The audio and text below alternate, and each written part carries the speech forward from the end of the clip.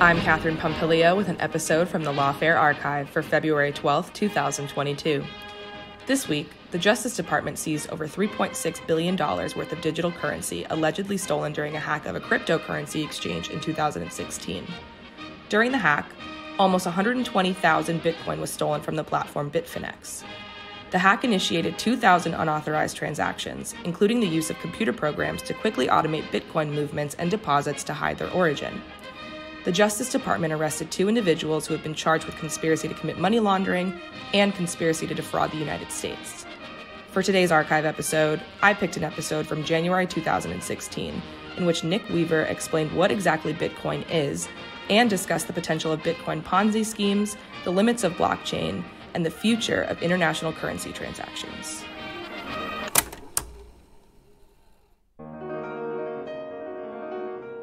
I'm Cody Poplin, and this is the Lawfare Podcast, January 9th, 2016. That was Nick Weaver, regular Lawfare contributor, senior staff researcher at the International Computer Science Institute in Berkeley, California, and as you'll see in this show, Bitcoin skeptic. This week, Nick walks Ben through exactly what Bitcoin is, answering whether the platform is a financial opportunity of historic proportions, the massive criminal problem law enforcement officials have suggested, or something else entirely. Nick also outlines some of the design flaws he sees in Bitcoin, and why those flaws, which many in the Bitcoin community view as important features, will actually lead to the platform's downfall. It's a discussion of Ponzi schemes, the benefits of blockchain, and the future of international currency transactions. The Lawfare Podcast, episode number 152, Nick Weaver on why you should sell your Bitcoin. So, law enforcement thinks it's the scariest thing in the world. Silicon Valley is investing gazillions of dollars in it, and lots of people online think it is going to change finance and economics the way the internet changed communications and culture. You are a Bitcoin skeptic. How did you become one? Well, it's unfortunate exposure to that community. As a researcher, our focus has been, in my research group led by Vern and Stefan, the focus has been how do we take out criminal business models? And in that process, we've started looking at Bitcoin to a fair degree. So colleagues, Sarah Michael-John, led the work that enabled Bitcoin tracing. And we've done work on how criminals have stolen computing cycles to create Bitcoin and how people have attempted to execute attacks against Bitcoin. And as a consequence, I've been exposed to that community, and I find it both interesting and, fortunately, dangerous, I believe, limited. The danger of the community or the danger of the technology? The danger of the technology. That Bitcoin has some design features that community believes are essential that fortunately acts to limit how usable Bitcoin is, both for criminals and for legitimate uses. So let's start with just an overview of the system. You know, most of our listeners have a sense of what Bitcoin is. I suspect relatively few have actually used it, and people have the sense that there's this blockchain thing and something called mining. You know, for those who are uninitiated, what is Bitcoin and how does it work? So let's start with the notion of a Bitcoin account. Imagine a world where you could have an arbitrary number of Swiss bank numbered accounts, and you can write a check on that account. Now, what Bitcoin is your Bitcoin identifier is a key that says, I can write this check from this account. And now, if I want to pay you, I say, pay to the order of Ben Wittes's account, which is this random garbage string, the amount of 1 Bitcoin. And I sign it with my key, and I post this check in the town square. And somewhere along the line, there's somebody who goes and takes those checks and copies them into a big book. And now if anybody wants to check the value of Ben Wittes's account, they have to look through the book and they go, oh, he got paid these checks. He's paid out these other checks. Therefore, this is the balance of his account. And so your account actually, your Bitcoin wallet, doesn't actually hold anything other than the keys, anything other than saying, I have the right to write checks on these accounts. Instead, everything in Bitcoin is in the blockchain, in these ledgers of transactions. So what the Bitcoin blockchain is a history of every Bitcoin transaction. And it grows. So if you want to make a new transaction, it gets accepted into the blockchain. And what the Bitcoin miners are doing is they take together all these transactions that haven't been confirmed into something they call a block. And in this block, there's one additional check. And it says, pay to the order of the Bitcoin miner 25 Bitcoins and all the transaction fees in this block. They take this together. This block also has one other thing that's a pointer to the previous block. And then the miners just do a lot of useless work. And the point of this useless work is just to say, I did a lot of useless work. And now one of these miners is going to get lucky after probably 10 minutes and get an answer. And now they take this block, this record of transactions that includes pay to me 25 Bitcoin, and they publish it to the world. And now all the miners start with that, take all the remaining unspent transactions, put a pointer to that block, and keeps going. And so every 10 minutes they add another block onto the chain of blocks, and thus the term blockchain. Which is really just the book. It's really just the transaction book. The blockchain is nothing more than every transaction ever recorded in Bitcoin. All right, so let's unpack this, because maybe we're going to burst the Bitcoin bubble in one conversation here. Let's start with what those features are that the community regards as essential, that you regard as design flaws. The first one is this notion of irreversibility. That is, once a Bitcoin transaction is completed, it is written forever. So that's like cash, but unlike a credit card. Correct. But the major U.S. financial system has the model, anything electronic needs to be reversible. Because Why? This enables fraud mitigation. The, oops, something's bad happened, let's undo the damage. You cannot do mitigation in an irreversible system. You can only do fraud prevention. And prevention is a much harder problem. Okay, so you've got a system that's designed to be like cash and is therefore irreversible, and that impedes fraud mitigation. What else? That means that Bitcoin does not play well with the U.S. financial system. It's easy to go from Bitcoin to dollars.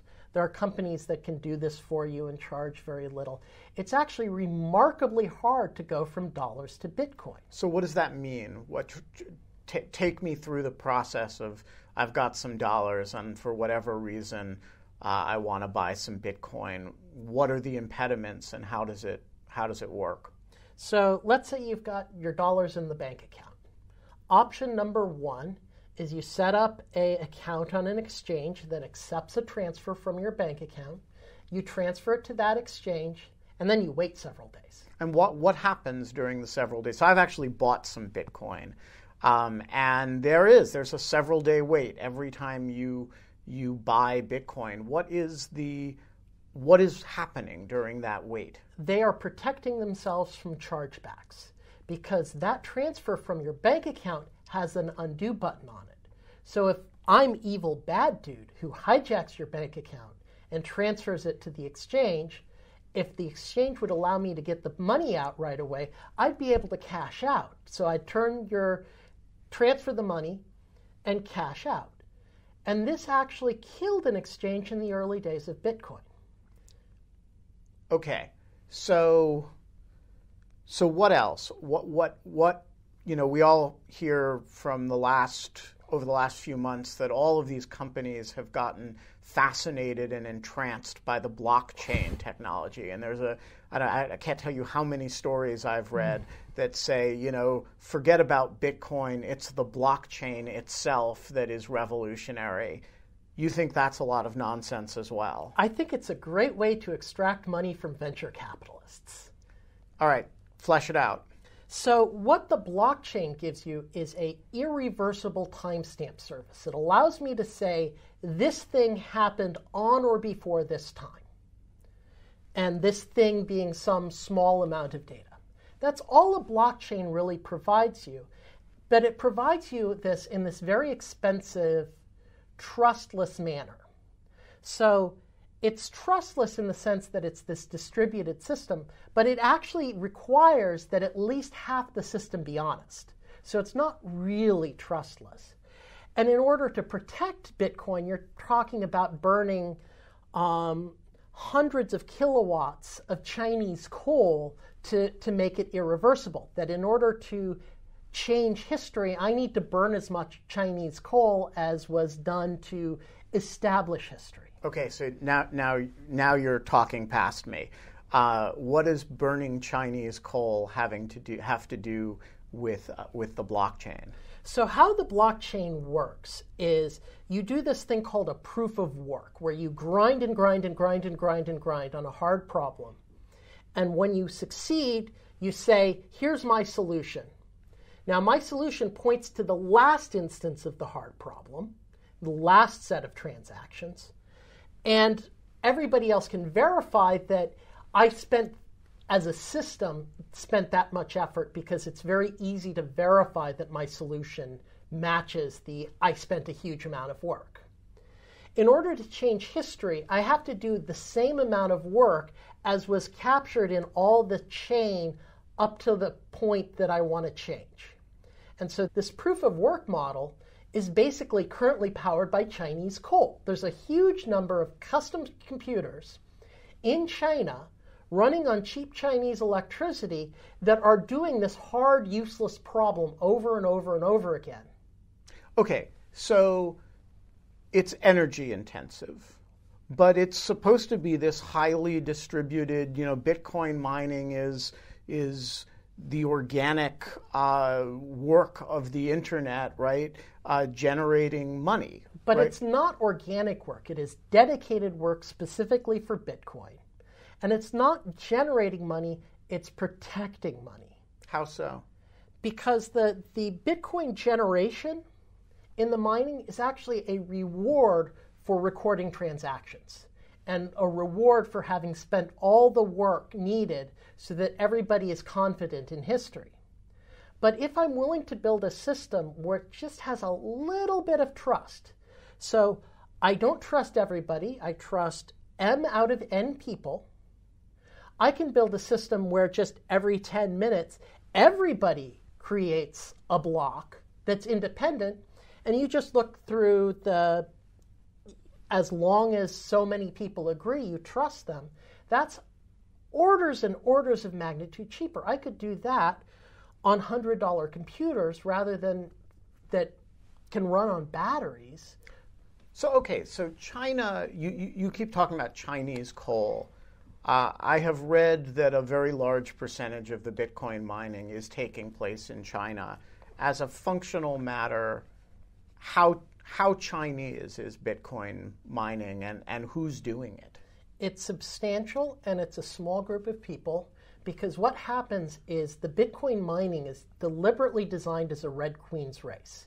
If the Bitcoin network doubles the amount of processing power at its disposal, it doesn't actually mine it any faster. It's just the reward gets split out over the larger amount of processing power. So what's happened organically is some people developed custom chips to do this problem that's only Bitcoin, and just built racks and racks and racks of computers to do this. And we're on like the third or fourth generation of these custom chips.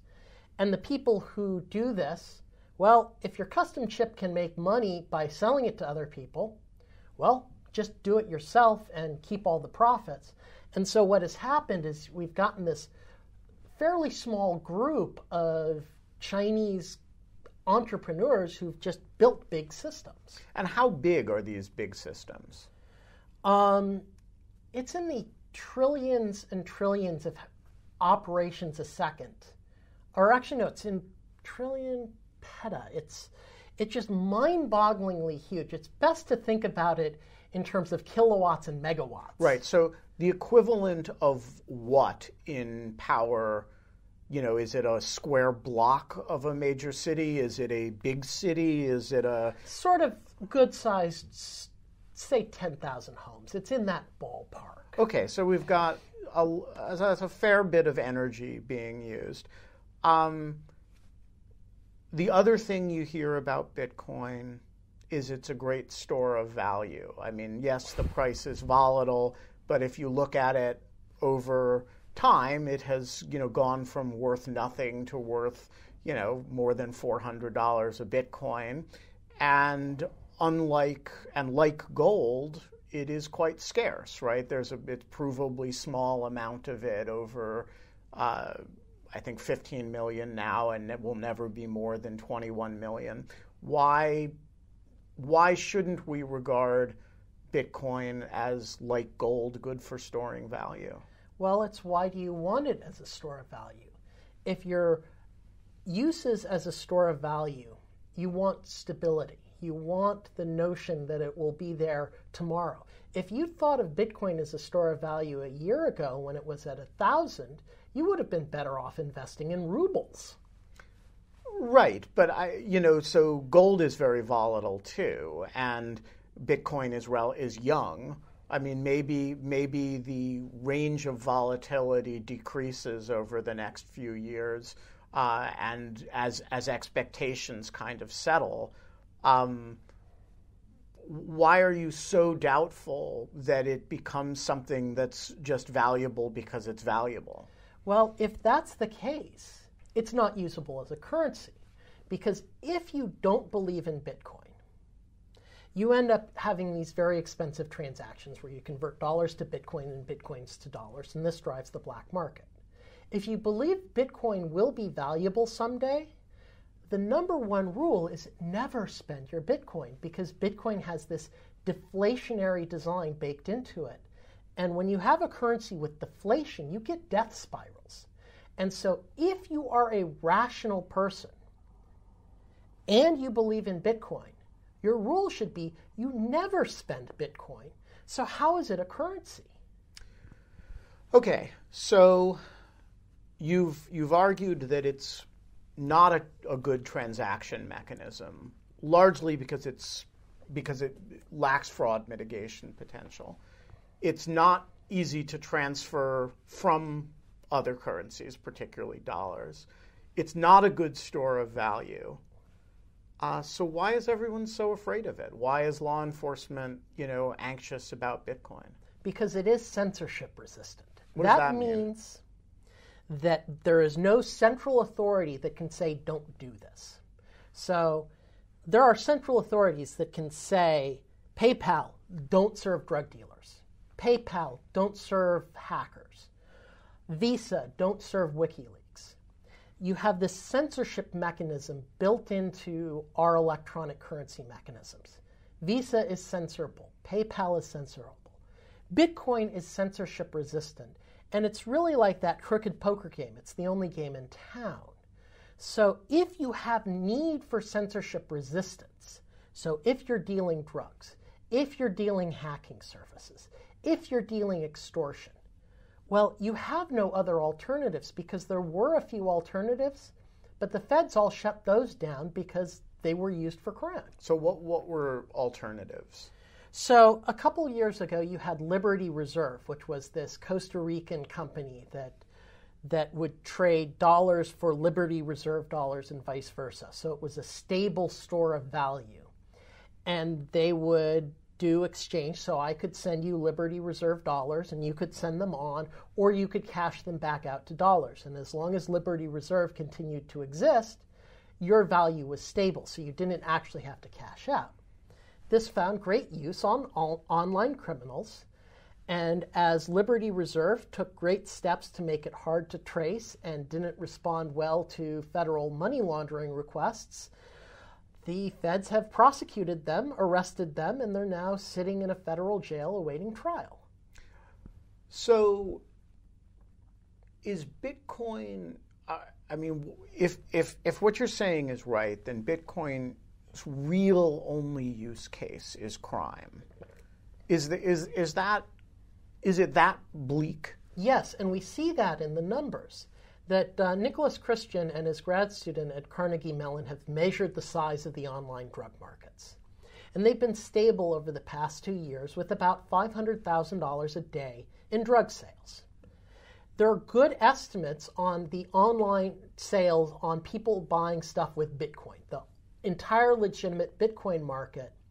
A huge fraction of that is directly measurable because it's a couple of companies that actually turn Bitcoins into dollars for you, so you can accept Bitcoins easily. And this, being generous, is $2 million a day. So at least 20% plus of all things bought with Bitcoin are criminal.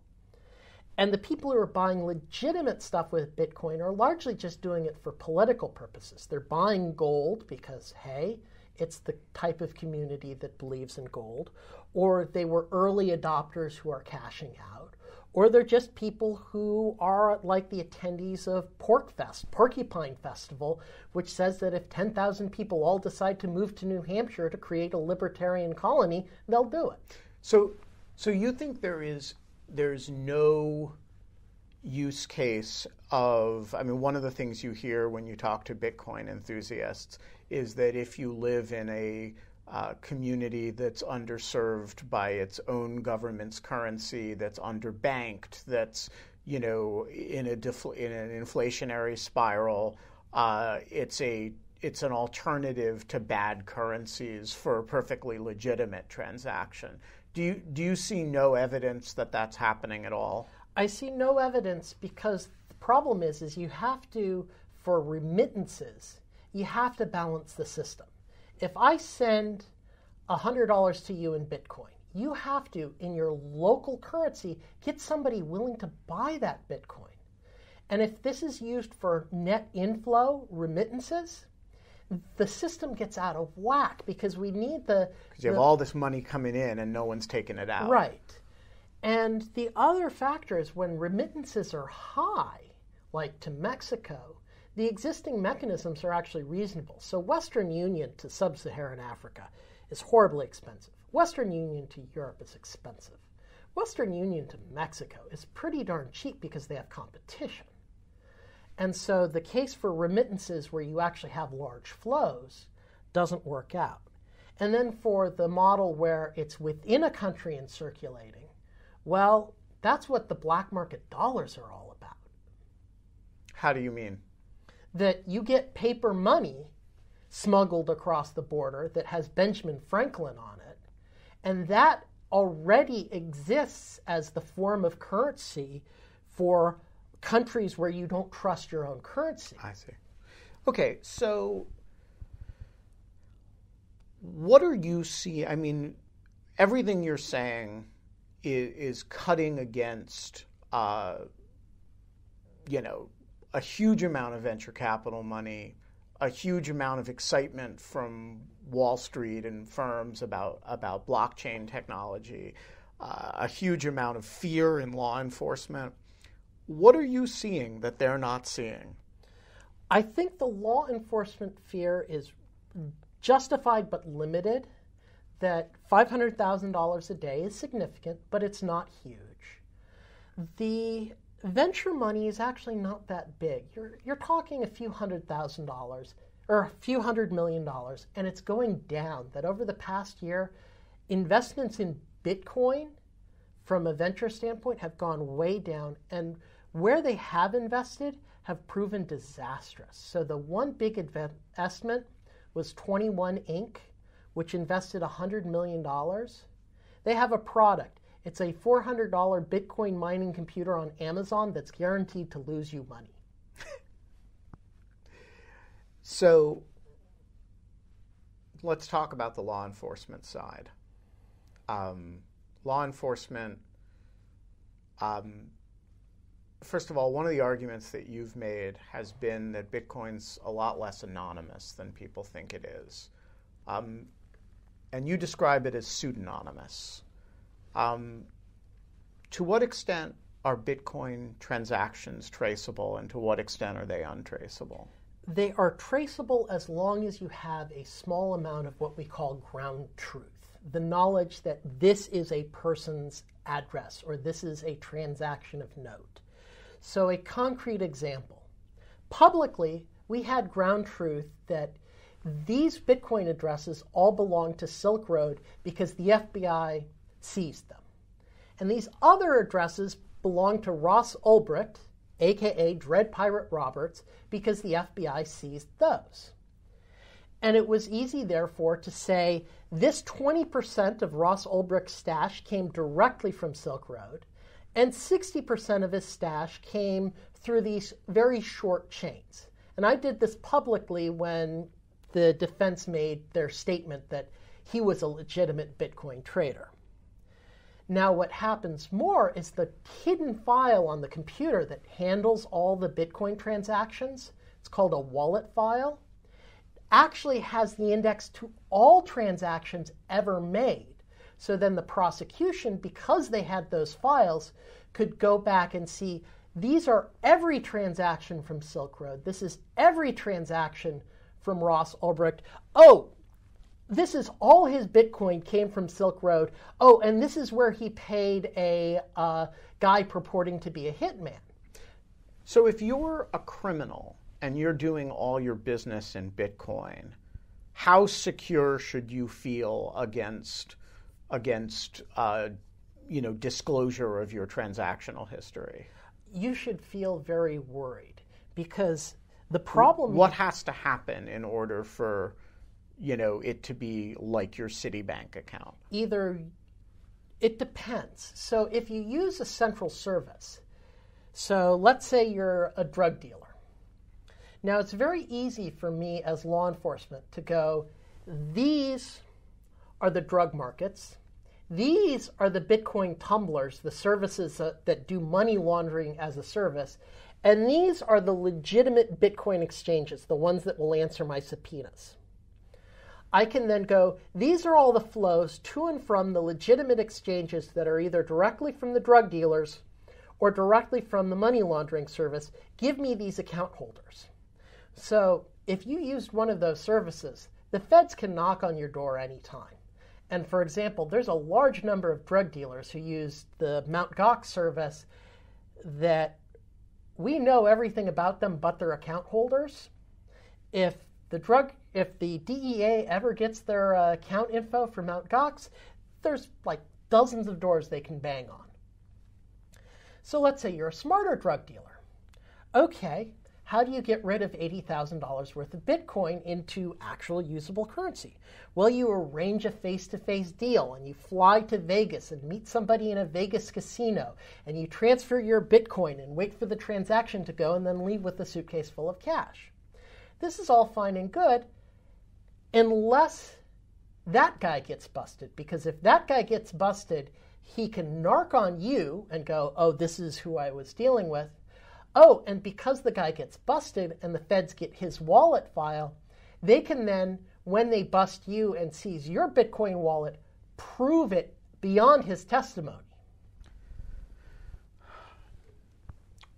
So you have argued as well that Bitcoin is, less secure than people think it is, that it's, subject to attack of various kinds. Walk us through that. So there's two big attacks. There's theft and there's denial of service. And let's talk about denial of service because it's more fun. So I'm a guy who wants to spend a few $1,000s. And I don't like Bitcoin. I don't like the Bitcoin community. I can just do a huge number of garbage transactions that literally clog up the system. And your legitimate Bitcoin transaction now takes 3 hours to complete, not 10 minutes. Oh, that's fun.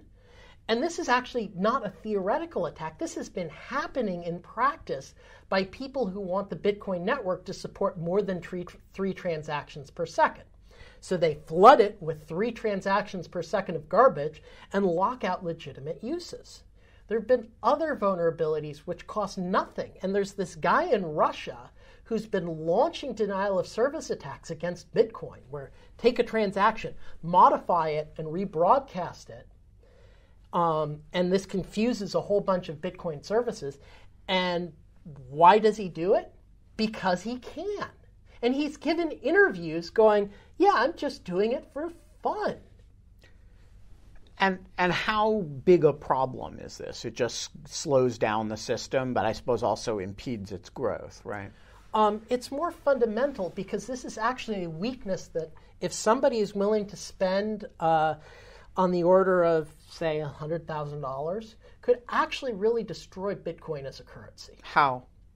Step one is just do these stress test DOSes. So you just act as this denial of service where you've got these 3 transactions a second limit until the Bitcoin community gets up and basically adds another 0. So it'll support 30 transactions a second. Okay, that's step one. All fine and good. If they never make the transition, well, you've just locked out Bitcoin as a circulating currency, so you've won. But let's assume they go to this larger transaction limit. Now, when this happens, you keep attacking, but with cheap transactions. Because one thing with Bitcoin is every transaction is recorded forever on every Bitcoin node. So you can basically add, if they up the block size, a gigabyte a day of just garbage data to the system that has to be recorded and kept by anybody who's using the full Bitcoin protocol. And so this is thousands of computers across the planet have to now store an extra gigabyte a day. You keep this up for a couple of years, and now they have to start thinking about buying new disks. But it doesn't stop there. Because how do you think they'll react to that as a community? Well, they'll start to install spam filters. Spam filters are great because you're spamming the network. They want to install spam filters, and they'll just be filters that will reject transactions that they think are bad. And so I, as this hypothetical spammer, just start tuning my transactions to get past the spam filter, which is easy enough. I can tell when they've gotten through. And the ones that don't get through, well, I still got the Bitcoin. And so I just tune my attacks to keep slipping past the spam filters. Now, what happens when you tune your spam to get by spam filters? Well, spam filters get more aggressive. And eventually those spam filters are going to start hitting legitimate transactions. What will happen to a currency if 1% or 2% of all the legitimate transactions get randomly rejected by a spam filter? And has this been a problem to date? The spam has been a problem to date, but nobody's gone through with the final approach. So we've seen the first stage. We've seen people lock out Bitcoin for hours at a time with DOS attacks, very cheaply. We've yet to see the Bitcoin community react by increasing block size, but if they do, I'd expect the second and third phase to at least happen. So how much of this is a problem with Bitcoin specifically, and how much of your critique, which is pretty broad-based and totalizing, is a problem of digital currencies more generally? As in, is the problem the specific implementation by this particular community, or is the problem with the basic idea of a non-government-backed, pluralistic distributed currency?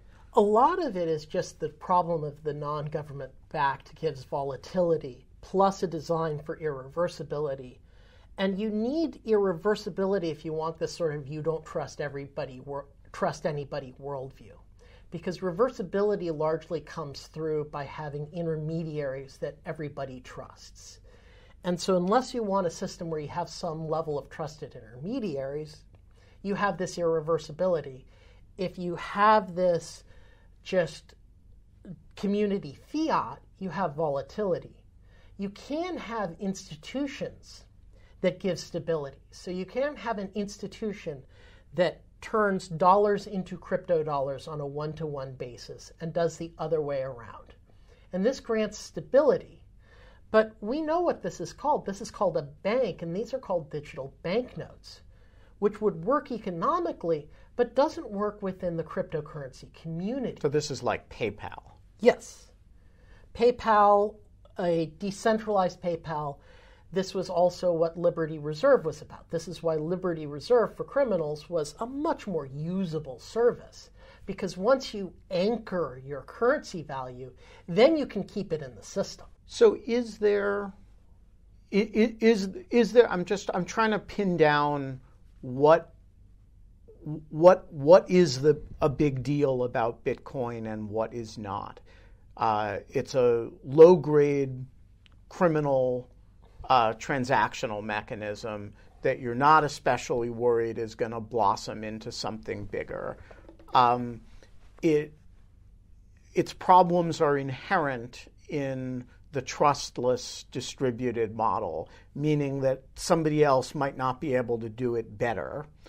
So is the big message just chill out, everybody? This problem's going to go away on its own, or this great opportunity is going to go away on its own? Yeah, that if it's not going to go away, at least I don't see it getting any bigger. That the Bitcoin community, in terms of actual transactions in both the real world and the criminal space, has been stagnant for the past 2 years. And I don't see it actually exploding. I see it just kind of staying and falling away. It also means that, well, if it gets strangled by regulation, so what? Let it. I can live with that. Libertarian-leaning me wouldn't mind if Bitcoin got strangled by government regulation. But at the same time, there's a lot of hype that just chill. And what should we expect to happen to, Bitcoins that are now worth $430 or whatever they're worth? Is that value just going to disappear as quickly as it materialized, or more slowly than it materialized, or is there some long-term use case that's rooted in the criminal money movement project? I think in the long enough time frame, the mortality of everybody goes to 100%. Eventually, Bitcoin I see as being zero value, but I have no insight as to when that will happen.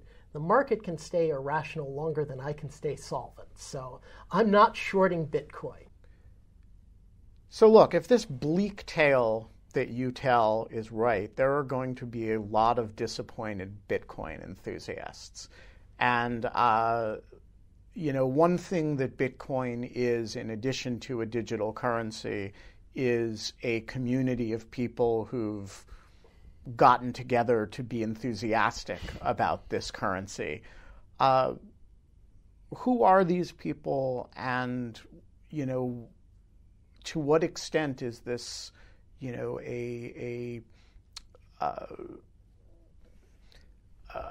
an intellectual project, an investment, a religion? What is the community of Bitcoin enthusiasts? As far as I can tell, there's this very strong techno, crypto-anarchist, libertarian gold bug tendency. So one of the most successful uses of Bitcoin in the real world is at the Porcupine Festival every year in New Hampshire, where a bunch of libertarians get together and have agreed that if enough of them all decide, they will move in bulk to this community. This seems to be quite present.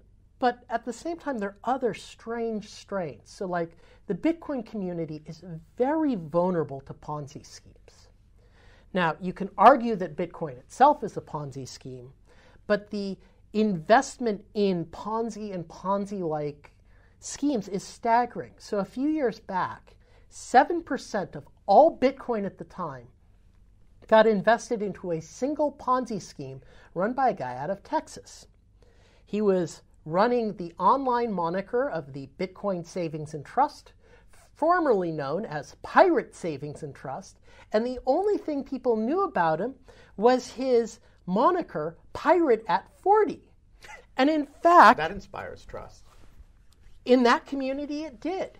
In fact, at the time, when some people were vocally going, hey guys, this is a Ponzi scheme, the editor of Bitcoin Magazine conducted $100,000 worth of bets in money he did not have that this was not a Ponzi scheme. 2 weeks later, it folded as a Ponzi scheme. And is that event singular, or is it typical? It's unfortunately almost typical. So recently, the feds announced the case against the GAW Miners Group. And so what they were selling with Bitcoin is shares in Bitcoin mining as a service. And they didn't actually do any Bitcoin mining, or at least according to the feds, they didn't do a lot of it. Instead, they would take people's Bitcoin that they accepted in payment and paid that back as the payout from the mining that they didn't do. So it's a classic Ponzi scheme. Classic Ponzi scheme. And of course, there were a large number of people in the Bitcoin community going, no, this is not a Ponzi scheme, up until the moment the feds filed the paperwork going, this is a Ponzi scheme. So what has been the reaction in this community that's, unduly attracted to shysters, to you saying, hey, this system is, less robust, less useful, less transactionally plausible, and a worse store of value than you think it is? I think they make fun of me, but I don't care. If they think I'm delusional, I think they're delusional. One of the things that I find remarkable is how theft-prone Bitcoin is. How do you mean? So let's take you've got some Bitcoin. Okay, step one, you use a centralized service.